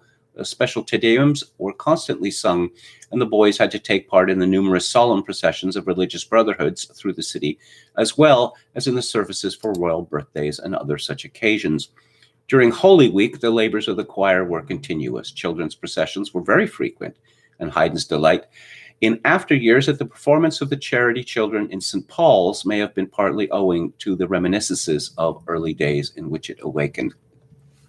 But these details are aside from our main theme. The chapel house of St. Stephen's was now the home of our little Joseph. It ought to have been a happy home of instruction, but it was, alas, a house of suffering. Reuter did not devote even ordinary care to his pupil, and from casual lessons in musical theory, he drifted into complete neglect. Haydn afterwards declared that he had never had more than 2 lessons in composition from Reuter, who was, moreover, harsh, cruel, and unfeeling, laughing at his pupil's groping attempts and chastising him on the slightest pretext. It has been hinted that the Kapellmeister was jealous of his young charge, but this is highly improbable, as Haydn had not as yet shown any unusual gifts likely to excite the envy of his superior. Haydn was supposed to have had lessons from 2 undistinguished professors called Gegenbauer and Finsterbusch, but it all amounted to very little. There was regular drilling for the church services, to be sure, solfeggi and psalms and solfeggi, always apt to degenerate under a pedant into the dreariest of mechanical routine. How many a sweet-voiced chorister, even in our own days, reaches manhood with a love for music. It needs music in his soul. Haydn's soul withstood the numbing influence of pedantry. He realized that it lay within himself to develop and nurture the powers within his breast of which he was conscious. "The talent was in me," he remarked, "and by dint of hard work, I managed to get on." Shortly before his death, when he happened to be in Vienna for some church festival, he had an opportunity of speaking to the choir boys of that time. "I was once a singing boy," he said. "Reuter brought me from Heinsberg to Vienna. I was industrious when my companions were at play. I used to take my little clavier under my arm and go off to practice undisturbed. When I sang a solo, the baker near St. Stephen's yonder always gave me a cake as a present. Be good and industrious and serve God continually." It is pathetic to think of the boy assiduously scratching innumerable notes on scraps of music paper, striving with yet imperfect knowledge to express himself, and hoping that by some miracle of inspiration, something like music might come of it. "I thought it must be all right if the paper was nice and full," he said. He even went the length of trying to write a mass in 16 parts, an effort which Reuter rewarded with a shrug and a sneer, and the sarcastic suggestion that for the present 2 parts might be deemed sufficient, and that he had better perfect his copying of music before trying to compose it. But Haydn was not to be snubbed and snuffed out in this way. He appealed to his father for money to buy some theory books. There was not too much money at Rohrau, we may be sure, but the family was always increasing and petty economies were necessary. But the wheelwright managed to send the boy 6 florins, and that sum was immediately expended on Fuchs's Gradus ad Parnassum and Matheson's Vollkommener Kapellmeister, heavy, dry treatises both, which have long since gone to the musical antiquary's top shelf among the dust and the cobwebs. These dull and verbose dampers to enthusiasm Haydn made his constant companions, in default of a living instructor, and like Longfellow's great men, toiled upwards in the night, while less industrious mortals snored. Meanwhile, his native exuberance and cheerfulness of soul were irrepressible. Several stories are told of the schoolboy escapades he enjoyed with his fellow choristers. One will suffice here. He used to boast that he had sung with success at court as well as in St. Stephen's. This meant that he was made one of the choir when visits were paid to the palace of Schönbrunn, where the Empress Maria and her court resided. On the occasion of one of these visits, the palace was in the hands of the builder, and the scaffolding presented the usual temptation to the youngsters. The Empress, to quote Pohl, had caught them climbing it many a time, but her threats and prohibitions had no effect.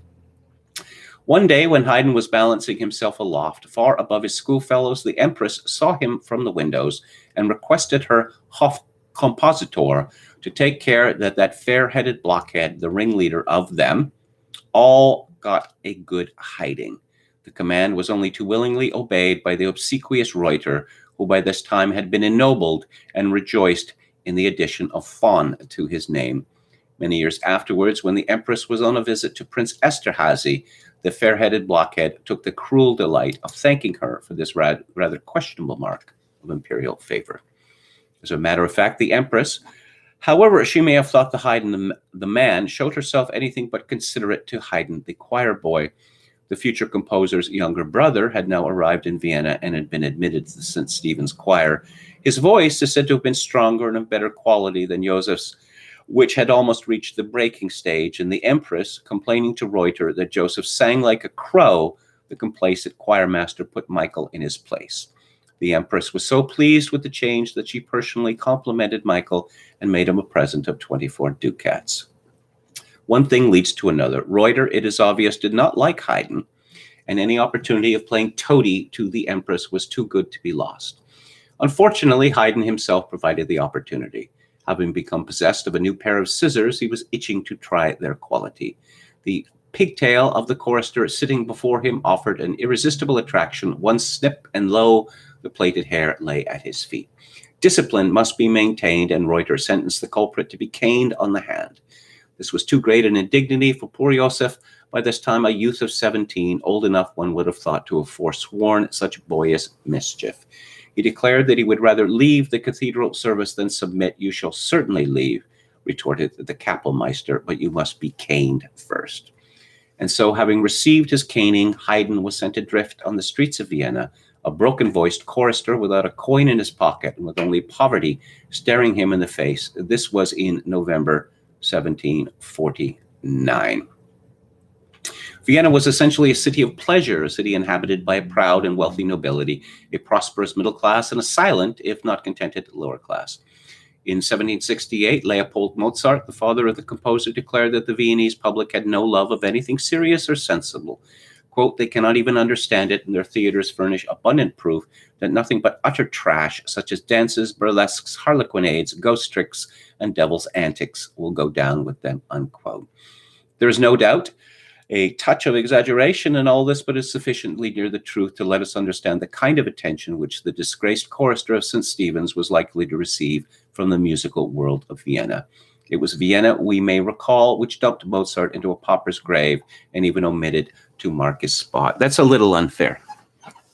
The emperor at the time was a great progressive and considered individual burial mounds to be inefficient and of the past. And so it was the emperor who decreed that everyone was to be buried in mass graves.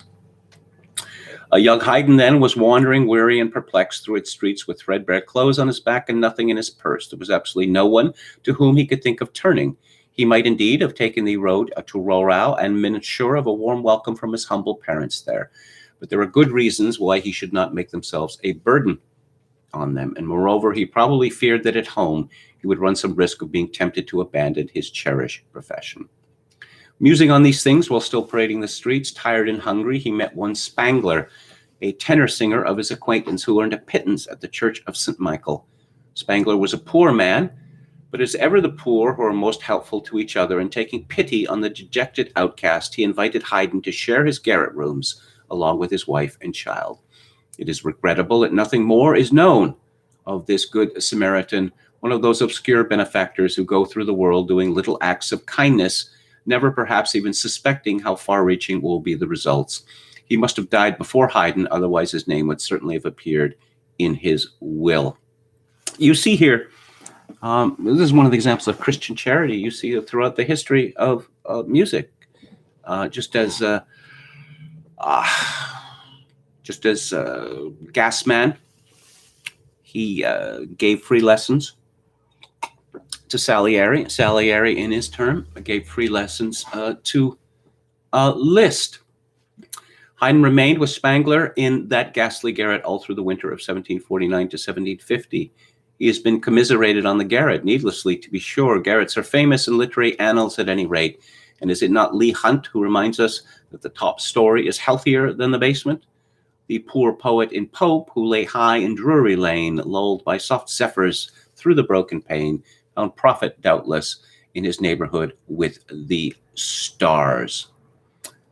The young Haydn took part in street serenades by playing the violin, joins a pilgrim party to Styria.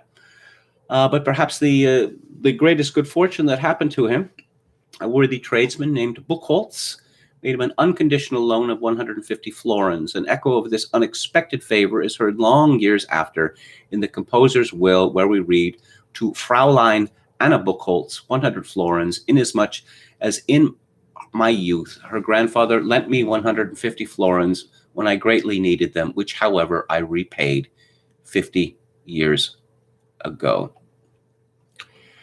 The greatest influence on him was Carl Philipp Emanuel Bach, Bach's first child, who was an absolute wonder. And I talked earlier of the great influence that Bach's youngest son, the so-called English Bach, Johann Christian Bach, had on Mozart. And Haydn studied Emanuel Bach assiduously. I suppose the point of all of this is that Haydn, who is said to be, was often called the father of the symphony, the father of the string quartet, was almost entirely self-educated, which simply beggars belief. Haydn struggled for many years. I have to explain that in those days, you see that music goes from being a religious music, church music, and then we see the aristocracy becoming the patrons of musicians. Actually, employers is more to the point. Haydn was one of the first musicians to be an entrepreneur, but this was much later in his life. Musicians, they worked for courts and they wore livery like servants, as they were. And in 1761, Haydn gets taken on by the Esterhazy family, which is one of the great noble families of Europe. And it is, when one considers the property that the Esterhazy family owned in Hungary, no one richer in Europe than the Esterhazy. Haydn begins as vice Kapellmeister, eventually becomes Kapellmeister, but the prince had built a vast, grand palace in the country, far from the rest of civilization. It's quite an extraordinary, beautiful structure. Esterhazy. This came with difficulties for Haydn because he was effectively exiled from everything that was going on in European music. Although, of course, he kept up a correspondence with Leopold Mozart and with his son, Wolfgang Amadeus. Haydn was a very gracious man. He said publicly that that Mozart, the young Mozart, was the greatest composer of which he knew of. Now, Haydn knew his own worth well enough. So this was, as I say, a very gracious thing for him to have said. Haydn was worked off his feet at Esterhazy. He had to compose in all different styles. He was in charge of the orchestra. Operas were put on. He even, in an attempt to find favor with the prince, learned to play an instrument called the baritone, which it's a very strange instrument. It's a sort of like a weird cello or bass violin with sympathetic strings. Haydn wrote an enormous number of pieces for this instrument. They are little played today. Haydn practiced this instrument in secret, and then he showed off his expertise on it to the prince.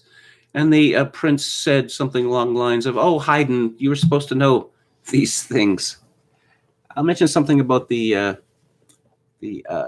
Esterhazy, the problems of being at Esterhazy, that the musicians were put out by their isolation. And so Haydn wrote a very beautiful piece and an amusing piece in order to demonstrate as gently as possible the Abschied Farewell Symphony, in which you see the players leaving the stage one by one, blowing out their candles, leaving only Haydn as the sole remaining musician, and he blows off his candles. And the prince got the point and allowed the musicians to have a vacation from Esterhazy. You see, in Haydn, I suppose he was the first composer, the first great composer to make much of minor keys. And indeed, there is a period of his life, in the middle of his life, in which he wrote a number of rather breathtakingly novel symphonies, which are dubbed Sturm und Drang, Storm and Stress. Later, at the time of his greatest success, Haydn returned to the major keys. One of the things that is so likable about Haydn was his constant need to be innovative in his pieces. Now, he wrote 104 numbered symphonies. Depending on what you consider to be a symphony, it's probably closer to 110. But you see the great deal of variety from symphony to symphony, not the kind of variety that you'd see, say, Beethoven symphonies from 1 to 2 to 2 to 3 or whatever. But there was nothing routine, nothing at all routine about Haydn's symphonies or in his string quartets. He was always seeking to amuse and delight. And you see, I suppose, his strange use of, or delightful use of modulations, which I'm sure is something that he picked up from C.P.E. Bach, whose music was, let's say, noteworthy in this respect. And the most famous example is the stunning and unexpected forte chord in his surprise symphony. Haydn built up a reputation in Europe, and he was particularly popular in Britain. And he signed up with publishers, but he was rather lucky in that with the death of Prince Nicholas in 1790, his son Anton was said to be a musica, not a particular admirer of music, and did not see the need for such a vast musical establishment at Esterhazy. So he in effect released him. He had a sinecure there with a small salary and pension, which freed him. Which freed him to move to Vienna, and it freed him to go to London, which he did twice, which was a revelation to him, because he was praised to the skies. His works caused, including the group of symphonies called the London Symphonies or the Salomon Symphonies, they caused a sensation. He was given an honorary doctorate by Oxford University, and he made an enormous amount of money. After he returned to Vienna, he devoted himself in his final years to grander works, such as the Creation and the Seasons. I suppose it should be mentioned that one of his string quartets, Opus 76, number 2, that the second movement became the basis of the national anthems of both Austria and Germany. Haydn was he was an ugly man. He was pockmarked. He had an unhappy marriage, but he did not repine, as Evelyn Waugh said. He was a seriously religious man, and thanked God on the manuscript of all of his compositions. I think that it is fair to say that there is no one in music history who has developed or been more influential in the history of serious music than Haydn. His music was rather poorly represented in the catalog until, let's say the 1960s. But now we have a surfeit of his music. The complete string quartets are available. The Aeolian Quartet produced a complete version, and the Angelus Quartet. There are several complete collections of his symphonies, and I suppose the first was Antal Dorati and the Philharmonica Hungarica, which I highly recommend.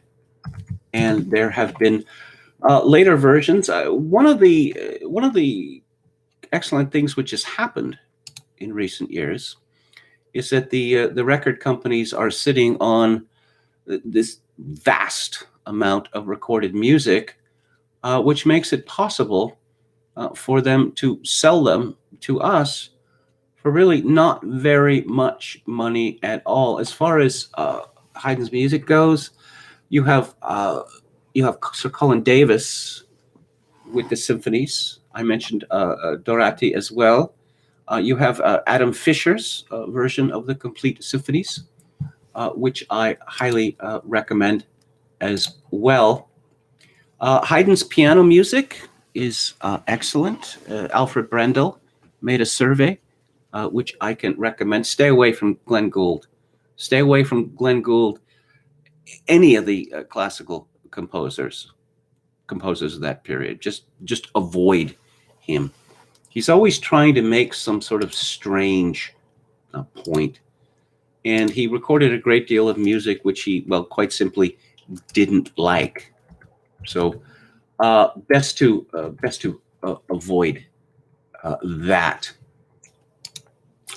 And there are also his concertos, organ concerto, cello concerto, trumpet concerto, which are highly popular and quite rightly so.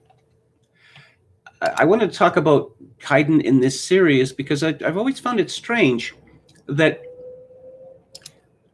I read a significant amount, as you heard, from a biography about him, and we see from what low circumstances Haydn came. Now, the Triumph of Adversity story has been a biographical staple since, I don't know, forever. But we hardly ever hear this with regard to Haydn. I suppose because he rose over his difficulties with such grace, and that, well, unlike, say, Beethoven, he was a genuinely good person. In terms of his music, I should also mention his complete piano trios, and the set by the Beaux-Arts Trio is legendary. And there's another full set of his string quartets made by the Kodai Quartet. There is, if you look at Haydn's music, you think, well, there's going to be dull parts here, and it's simply not true. It's simply not true. He wrote a number of masses, which are, they're great stuff. And there is just, one could spend the rest of one's life simply listening to Haydn, and there's enough variety there to satisfy anyone of discernment. So it seems to me. Let's go back to the chat. Of course, one of the, listening to Haydn, I often think, what's happened to us? He was a man, like we are a man. The ability to do what he did seems to have been almost lost to us. Let's go back to the chat. Yakov Pila says, we're talking about in Finland, ever since the Civil War, it's sort of been that right-wing equals pro-Germanic and anti-Russian equals everything from Nazis to multiculturalists is right-wing. Okay. Left-wing equals pro-Soviet, culturally conservative, but economically socialist. But that's dead now. Yes. I'm going to make my obligatory Seinfeld reference. The episode where George believes he's at a statue, or he finds a statue which he had broken, the same statue he had broken as a child, and he's going to present it to his parents, and then it gets stolen. And the suspicion is on this Columbia student whose girlfriend is a novelist and rather exotic, an overwhelming woman. And so at one point, the Columbia grad says, "She's Finnish. She's Finnish." And Jerry says, "I know Finland. They're neutral." Okay. I love Prokofiev's First Symphony done in the style of Haydn, says Anwan. It is done in the style of Haydn, but the orchestration is very different. It is a classical symphony, kind of, but not really. It is a delightful piece, and no question about that. Reference to Falco. Hikma Warrior says, children snitching on their parents, disappearances, executions. But we had free health care. Okay. Whatever you think of the movie or play, it is said that Paul Scoffield's Salieri on stage was off the charts great. I don't want to talk about that movie. I hate that movie. Maybe I hate that movie more than any other movie. Amadeus. Oscar bait trash. Schaeffer, who wrote the play, I find it hard to believe that he knew so little of German humor that he thought that Mozart's sense of humor was in any way strange for a German. German humor is very strange to people from the Anglosphere. A great deal of toilet humor, a great deal of laughing over things that we just consider to be utterly childish. For instance, an incompetent musician or juggler or something like that. But that's the sort of thing that the Germans like. Okay. So that is it for today. What is coming up? What's coming up on the show? Let's take a look here. And as mentioned, this Friday, I'm going to have a little fun. talking about the two Valley of the Dolls movies. On March the 25th, I'm going to be talking about Jean-Luc Godard's Weekend from 1967, which is about the end of the world as we know it. On Holy Week, my movie is Percival le Gallois, or Percival the Welshman, by Eric Romer from 1978. It's quite a fantastic movie in terms of its stylization. He never really made, well, his movie about the French Revolution, I suppose, is similarly stylized, but not as fantastically as Percival. On April the 8th, a contemporary movie from 2 years ago, directed by Andrew Patterson, called The Vast of Night. And on April 15th, I'm going to be discussing Adam Curtis's documentary out this year called Can't Get You Out of My Head, which I've mentioned briefly on this live stream. It is very thought-provoking, as usual, but I have a lot of trouble with it, particularly in the, how should I say, forced parallelisms. On the book club, I'm going to be discussing on Friday Tom Wolfe's last novel, Back to Blood, which is about Miami. On March the 26th, Joel Kotkin's The Coming of Neo-Feudalism. On April 2nd, once again for Holy Week, Evelyn Waugh's biography of Monsignor Ronald Knox. On April the 9th, P.D. James's novel, The Children of Men. And on April 16th, The Dictatorship of Woke Capital by Stephen Sukup. And on Music Money next week, I'm going to be talking about authentic classical performance. Spoiler alert, I hate it. I hate the very idea of it, and I hate the results. On March 29th, I'm going to be talking about The Rise and Fall of the Producer. By that, I mean the popular music producer. They were very powerful, influential people, from the 60s to the 90s, but now they are 10 a penny. On April the 5th, I'm going to return to Vienna and talk about The Sad Tale of Hugo Wolf, my favorite songwriter. And on April 12th, staying in the German-speaking world, I'm going to deliver Krautrock, a primer. I will be back on the air tomorrow at 4 p.m. Eastern. Sorry, 4 p.m. Pacific, 7 p.m. Eastern. If you like the show or any part of it, I'd appreciate it if you click on the like button and subscribe to my YouTube channel if you have not done so already. If you would like to make a donation to this live stream, which is becoming critically important to me now as we approach the 24th of March, my PayPal address is kevin_grace@hotmail.com. Once again, kevin_grace@hotmail.com. If you're in Canada, donation to this live stream can be made directly via Interact at kevingrace@shaw.ca. And as always, I leave you with this. In these days of social atomization and a civilizational collapse, I do dearly wish that you, my dear viewers and listeners, manage to forge a genuine human connection in order to ease the burden. Good night.